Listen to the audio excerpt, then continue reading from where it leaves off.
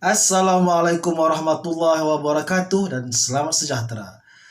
Anda kembali bersama-sama saya Syafirul Syafiq Saadin untuk ruangan podcast Sidang Meja Makan. Bersama-sama saling ingat mengingatkan Allah sentiasa ada. Tuan-tuan, pertama sekali saya ingin ucapkan terima kasih kerana teruskan setia mendengar podcast Sidang Meja Makan ini.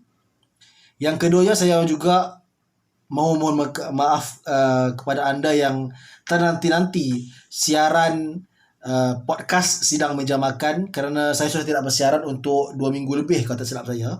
Bukan kerana saya tak boleh bersiaran ataupun tak mahu bersiaran sebagainya.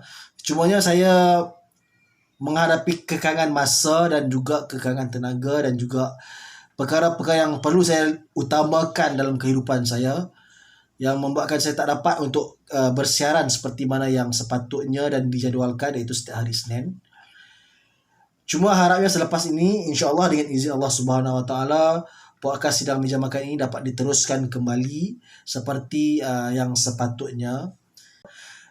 This podcast adalah sekarang satu platform untuk saya secara peribadi melontarkan pandangan saya, pendapat saya berkaitan apa yang saya perhati dan analisakan dalam kehidupan kita sehari-hari, terutamanya untuk kita yang berada di Malaysia hari ini. Baiklah tuan-tuan, Sidang Meja Makan kali ini bersiaran coincidentally ketika Malaysia mencatatkan rekod catatan COVID-19 harian tertinggi sebanyak 317 kes. Hari ini ketika rekod ini dilakukan adalah pada 3 hari bulan 10. Rekod hari ini menunjukkan adalah 317 kes COVID-19 telah dicatatkan untuk hari ini saja. Ianya adalah rekod yang tertinggi dicatatkan sepanjang COVID-19, pandemik COVID-19 ini. Dan saya rasa saya dan kebanyakan anda juga justified untuk merasakan, menyuarakan kegusaran, kerisauan kita tentang COVID-19 ini. Macam mana anak-anak yang bersekolah, adakah sekolah patut ditutup sekarang ni? Adakah PKP akan kembali lagi? Ramai yang tertanya-tanya.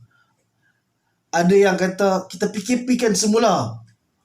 Sebab apa? Sebab kita dah buktikan sebelum ini kalau as a nation kita mampu, kita ada capacity, kita ada kepakaran macam daripada KKM, kita ada kebolehan oleh orang kita semua, siapa pun mereka, daripada mana pun, dari kaum apa pun, kita semua mampu untuk bersama-sama flatten the curve, melandaikan kelok COVID-19 ini. Jadi tak pelik kalau orang kata okey kita PKP lagi sekali. Tapi dalam masa yang sama tuan-tuan, ramai juga yang tak nak PKP ni diadakan. Sebab impact PKP ni dari segi ekonominya adalah jauh lebih buruk kepada, bukan saja kepada masyarakat, tapi kepada individu dan juga kepada negara itu sendiri. Saya rasa PKP 1 itu merekodkan ada kenyataan, kalau tak silap saya, dari Perdana Menteri Samdi, yang satu hari PKP berarti negara kehilangan 2 bilion something. Itu negara tuan-tuan. Kita hari ini, kita dah melalui PKP 1. Tak boleh bekerja, tak boleh keluar cari makan. Ada yang kena potong gaji, ada yang hilang pekerjaan.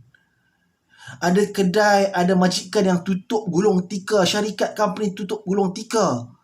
Kalau kita hari ini kena lagi sekali PKP, saya percaya ramai lagi yang akan menderita. Jadi both set of argument pada saya adalah valid. Ada orang yang akan mungkin bagi cadangan, kita PKP kan certain area yang bermasalah, zon merah, kita PKPD kan kawasan-kawasan tertentu. Dan hari ini pun rasanya Menteri Kanan Keselamatan Datuk Seri Ismail Sabri ada cakap yang kita takkan buat PKP lagi sekali as of now, tapi kita mungkin akan perkenalkan PKPD kepada kawasan-kawasan tertentu yang crucial saja katanya, which is inline dengan saya rasa stand yang saya sebut sebelum ni, yang government tak akan buat PKP lagi sekali sebab ya impact dia ataupun dia punya keburukannya adalah sangat teruk. Cumanya saya suka untuk menarik perhatian saudara-saudara sekalian, anda yang mendengar, betapa kita sebenarnya sedang berhadapan dengan satu lagi masalah yang kita mungkin tak ramai sedar sangat sebenarnya. Ya, kita sedang berhadapan dengan ekonomi, masalah kekuatan ekonomi. Keduanya kita sedang berhadapan dengan masalah pandemik COVID-19. Tapi yang ketiganya, ya, yang turut sebenarnya meresahkan saya ialah kita sedang berdepan dengan masalah lack of leadership. Tuan-tuan, ia nampak macam meremeh, tapi impaknya ketika kita sedang bergelut dengan pandemik ni dalam keadaan ekonomi dunia sekarang teruk, a lack of leadership sangat membimbangkan. Apa benda lack of leadership ni, Syafirul? Tuan-tuan, kita dari segi numbers of leaders hari ini mungkin lebih banyak daripada sebelum ni. Kita tengok parti politik sajalah. Kita ada berapa banyak parti politik sekarang ni. Semua claim credibility dan capability to lead this nation. The problem is, do we have the kind of leadership yang kita require to help us, to lead us through this pandemic, through this crisis? Itu persoalan dia. Hari ini, semalam saya bermula kot, saya sebut ini sebab ini adalah yang paling hampir dan paling diingati oleh semua orang ketika menontonnya, video ini dikeluarkan, ialah masalah Menteri KPT buat statement, buat keputusan untuk menahan student daripada kembali ke universiti.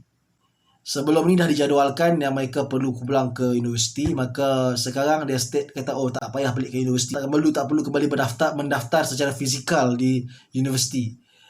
Which is, kalau kita fikir, betul. Cuma yang menjadi keresahannya dan menjadikan rakyat marah ialah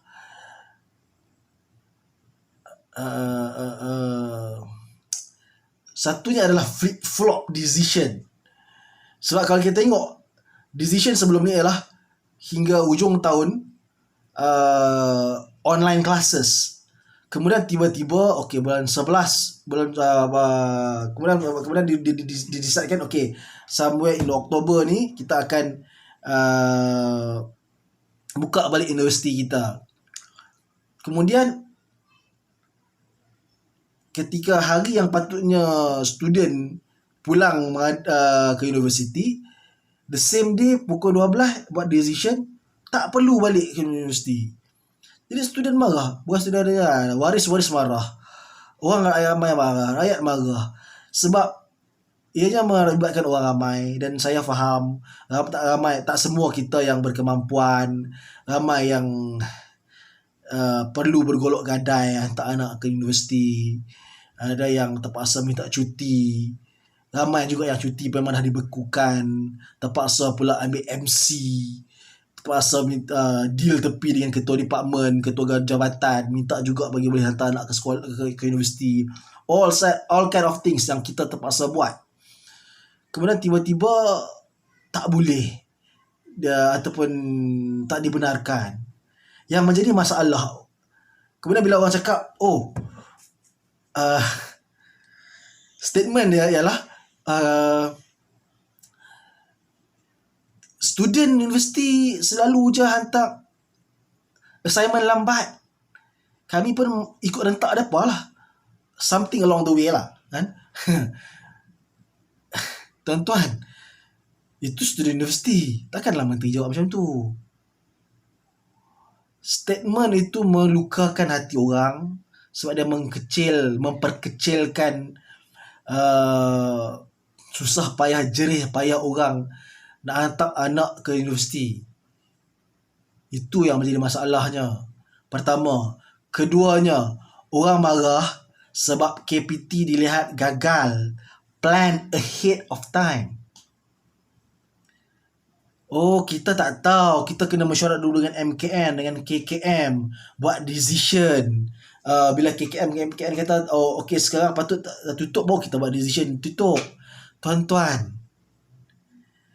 benda kenaikan daripada sampai 317 hari ni bukan berlaku overnight. Bukan semalam 2, hari ni 317. Bukan.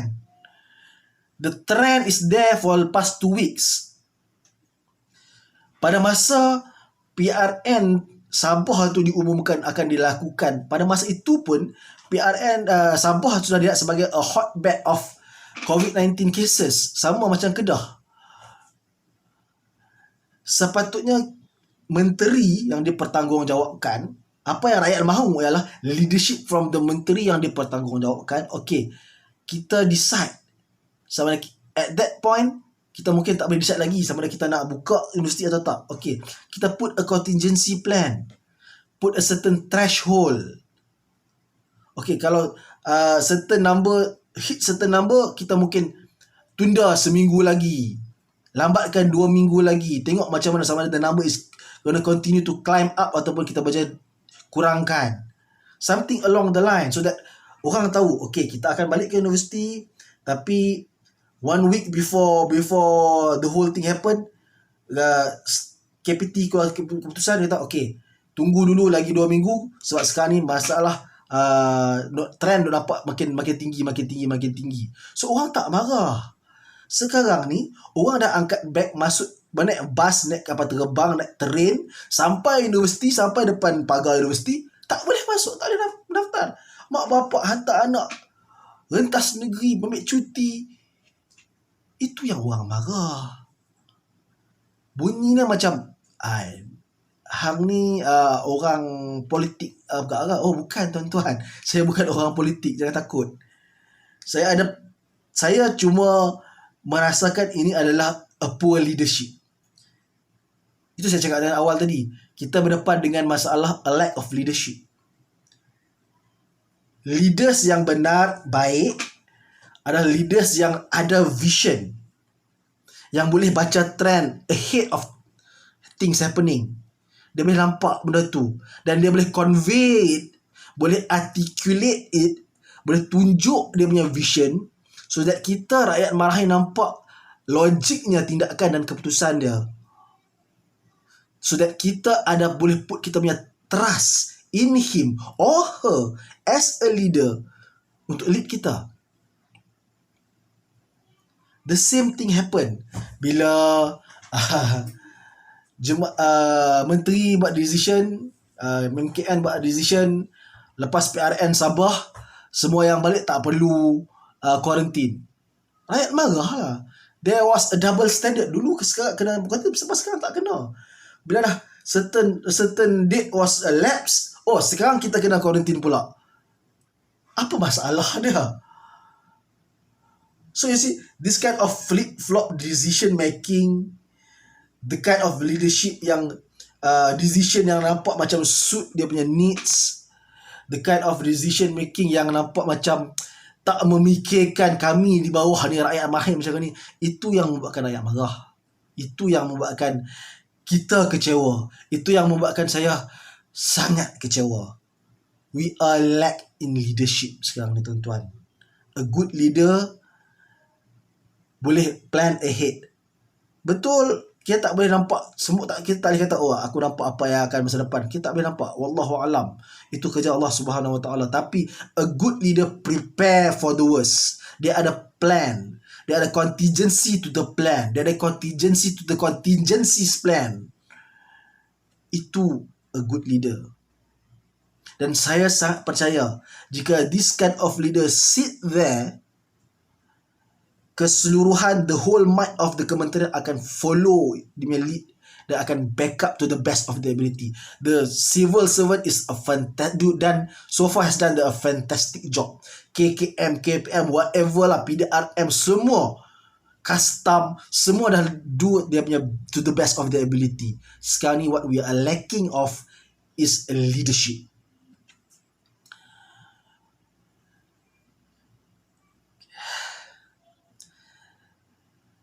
Tak tahu macam mana kita akan move forward. Saya secara peribadi berharap yang PKP ni tak diadakan, sebab impact dia saya rasa sangat besar. Takut hilang pekerjaan ke tu. Hilang pekerja tak hilang pekerjaan itu bukan atas kita. Itu rezeki Allah Subhanahu Wa Taala yang bagi. Tapi impact dia secara global, bukan global lah, dari segi community wise, dari segi kemasyarakatannya sangat besar dan sangat berat. Dan saya dah pun sentuh beberapa perkara isu ini dalam episod Sidang Meja Makan yang lepas-lepas. Macam mana apa akan jadi kalau PKP ini dilanjutkan dan sebagainya. Jadi another round of PKP is highly unlikely for me, and I hope it never comes around to that. But at this juncture, we cannot rule anything out unless the leadership boleh tunjuk yang that okay, kita akan go through without PKP, that these are the plans ahead. Dan kita boleh kata okay, we collectively as citizens, sebagai rakyat, boleh kata okay, we can get behind this. Kita boleh perangi COVID-19 ini sekali lagi bersama-sama. Dan until that happen, until the blame game is masalah tuding jari, rakyat kena buat macam ni, rakyat yang salah, rakyat buat macam ni, rakyat yang tak patuhi SOP dan sebagainya. Selagi benda itu berlangsung, tuan-tuan, kita mungkin akan berdepan dengan masalah yang lebih teruk. Kepada anda yang ternanti-nanti bila 2020 ni akan habis, there was never a guarantee that habis 2020 masuk 2021 dan kehidupan akan kembali seperti biasa. Tak. Until COVID-19 punya vaksin ini terhasil dan kita dapat bagi kita punya COVID-19 the vaksin kepada hampir semua orang, COVID-19 will be around. Dan saya doakan sangat-sangat anda yang mendengarkan podcast Sidang Meja Makan ini untuk stay safe, lindungi orang-orang yang tersayang, jangan lupa perketatkan SOP diri sendiri, jaga kebersihan diri. Dan saya mohon jasa baik anda untuk doakan saya dan keluarga juga. Kita lalui perkara ini sama-sama. Kita jaga kita, atau mungkin lebih tepat lagi sekarang ni, rakyat jaga rakyat. Sehingga kita bertemu lagi dalam episod yang akan datang, sesi yang akan datang. Saya Syafirul Syafiq Saadin daripada ruangan podcast Sidang Meja Makan mendoakan anda sejahtera sentiasa. Ingat, pada saat kita tenggelam punca, Allah sentiasa ada. Assalamualaikum.